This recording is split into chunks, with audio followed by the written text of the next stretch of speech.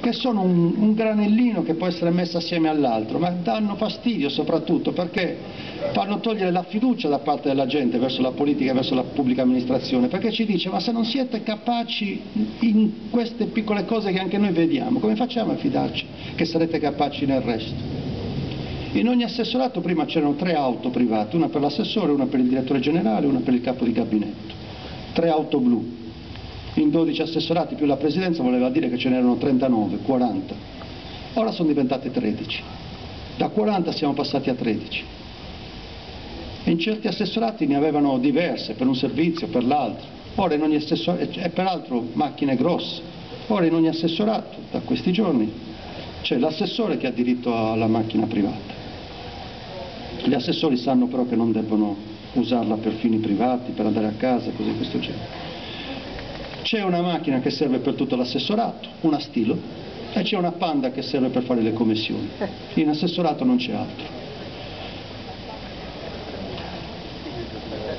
Così come sono state abolite le missioni, sono state abolite doppi incarichi e cose di questo genere. Insomma, noi la nostra battaglia la stiamo facendo, credo che tutti possiamo andare a testa alta, tutti, questa maggioranza, che anche in Consiglio regionale ha approvato delle leggi che nel passato non si sarebbero mai sognati di approvare, perché hanno fatto esattamente quello di cui vi parlavo prima: hanno chiuso enti, hanno chiuso comunità montane, hanno chiuso società, hanno chiuso un sacco di cose laddove prima si apriva per fare in modo che ci fossero posti da distribuire.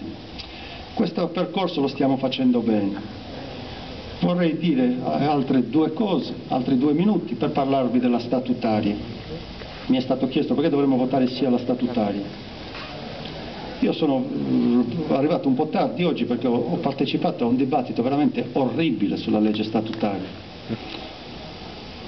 Devo dire che ho sentito anche l'intervento di un signore che dalla politica ha avuto tutto, che da geometra è diventato subito consigliere regionale, ci è rimasto credo per 6 o 7 legislature, è diventato parlamentare, non ha fatto nient'altro nella sua vita che non fosse quello.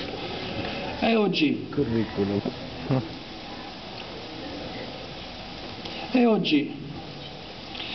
E oggi dice delle cose francamente poco condivisibili. Dice, non aveva letto i dati Istat,